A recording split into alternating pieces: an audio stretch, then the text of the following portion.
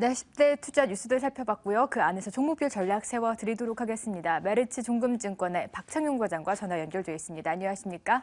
네, 안녕하십니까? 네, 시장이 하루도 조용할 날이 없이 이번 주 흘러나온 것 같습니다. 먼저 한진중공업부터 보도록 하겠는데요. 하락세가 지속이 되고 있습니다. 장중 2% 넘게 급락을 하면서 3,000원 마서 이 지지해 줄까 좀 의문이 나타나고 있는데 하락세 계속될까요? 네, 일단 결론부터 먼저 말씀을 드리겠습니다. 한진중공 하락세 좀 더 이어질 수 있다고 보고 있습니다. 물론 이런 낙폭 과대에 따른 기술적인 반등 자체는 가능하지만 일단 불확실성에 노출되어 있는 동사 같은 경우에는 아무래도 이제 올라갈 확률보다는 떨어질 확률 자체가 좀 더 크다고 보고 있습니다. 사실 오늘장 크게 이렇게 중국발 이슈 때문에 크게 밀리기는 하였지만 사실 한진중공업 같은 경우에 이런 개별적인 이슈 때문에 많이 밀린 거거든요.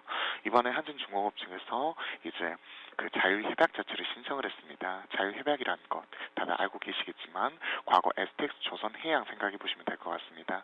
이제 자율협약 신청을 통해 가지고 이제 채권단 공동 관리를 통해서 추가적인 신규 자금 지원을 받고 대신 경영권 자체를 채권단 공동 관리를 통해서 운영을 하기 때문에 경영권 자체가 일정 부분 상실된다는 그런 어찌 보면 단점이 있습니다. 사실 이런 자율협약이라는 것 자체가 법원에 이제 신청을 해서 법원이 받아들여줘야 되는 거거든요. 만약에 이런 부분 자체가 받아들여지지 않을 경우에 이런 워크아웃이라든지 향후 법정 관리까지도 갈 수 있다는 이런 불확실성이 그대로 노출이 되어 있고요. 추가적으로 향후에 이제 자율협약을 진행을 한다손 치더라도 추가적인 이제 채권단을 통해서 자금 지원 자체가 꾸준히 일어날 수가 있습니다. 하지만 이제 과거 사례를 보면요, 채권단에서 즉 은행에서 이제 100%다 이렇게 자기가 짐을 떠안고 가는 게 아니라 일반 투자자들에게도 이런 짐을 전가시킬 수가 있거든요. 그러한 과정에서 감자 이후에 또 이제 증자라든지 이런 주주가치 희석에 대한 문제 자체가 다시 한번 부각이 될 수가 있습니다. 그렇기 때문에 저는 이 종목 같은 경우에 불확실성 자체가 좀 더 심화된다고 보고 있고요. 현 시점에서 바로 이제 그 목표가 제시보다는 오히려 손절가 부분 좀 짧게 제시를 하면서 투자 전략 제시를 해드리겠습니다. 오늘 이제 저가 2,885원 기록을 하고 있는데요. 만약에 저가 부분이 그 이번에 그 종가라든지 혹시 다음에 내일이라도 2,800원 선 만약에 이탈하게 된다면요, 리스크 관리 차원에서 일정 부분 절반이라도 좀 비중 축소하시는 거 꼭 권고드리도록 하겠습니다. 네, 2,800원 선이 지지되는지 잘 체크해 보셔야 될 것 같습니다. 반면에 LG전자는 흐름이 좋습니다. 어떠한 지수의 영향도 받지 않는 모습인데 증권사에서도 칭찬 일색이에요. 새 출발을 잘하고 있습니다. 올 한 해 좀 기대해 볼 만한 종목인지요? 네, LG전자 사실 지난 그 작년 말이죠. 작년 말 같은 경우에 사실 이제 코스피 업종 전반적으로 상당히 좀 작년 말에 부진한 흐름을 보였습니다. 사실 뭐 이름만 되면 다 알만한 특히 시클리컬 업종 중에서는 대부분 52조 신저가를 기록을 하였죠.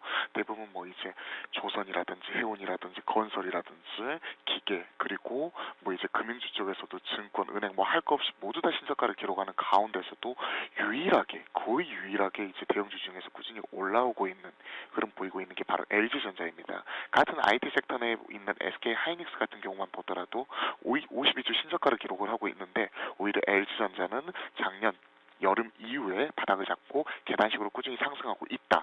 분명히 내부적인 변화가 뭔가 있겠죠. 바로 그 부분 자체에 좀 주목을 하시면 좋을 것 같습니다. 일단 이제 LG전자 단기적으로도 모멘텀이 있습니다. 내일 삼성전자 잠정 실적 발표 이후에 아무래도 어닝 시즌이 본격적으로 진입하게 되는데요. 이번 4분기 영업이익 자체가 전년 동기 대비해서 한 41% 늘어난 3,614억 원으로 좀 집계가 되고 있거든요. 그러면서 예상치인 3,160원을 크게 아웃퍼폼 할 것으로 지금 기대가 되고 있습니다. 이런 부분 자체가 실적 모멘텀이 있고요. 중장기적인 관점에서 보았었을 때 전장사업부 이쪽을 통한 성장 가능성 자체가 유효하다 말씀을 드리겠습니다. 이번 지금 현재 라스베가스에서 지금 세스를 통해서 지금 기술 발표를 하고 있지만 폭스바겐과 이제 고하는 컨셉트카 버드 E 라는 어찌 보면 이런 신모델에 동사의 이제 IoT 기술이 적용이 되면서 이런 부분은 동반 성장에 대한 기대감 자체가 충분히 유효하고요. 그리고 GM과 대략 한 11개 정도 되는 이제 핵심 부품 자체를 공급하는 핵심 부품사로서 이런 전장사업부 장기적인 성장 가능성은 충분히 유효하다. 이렇게 말씀을 드리겠습니다. 그래서 좀 단기적인 관점보다는 중장기적인 관점에서 현 시점에서도 충분히 매수 접근 가능하고요. 목표가 8만 원까지 제시를 해드리고요. 손절가 부분 현 시점에서 이제 한 마이너스 한 15% 정도 한번 버퍼를 두고 4만 8천 원 정도 제시를 해드리도록 하겠습니다.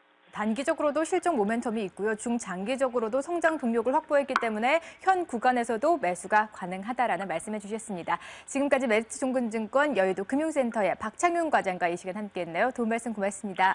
네, 감사합니다.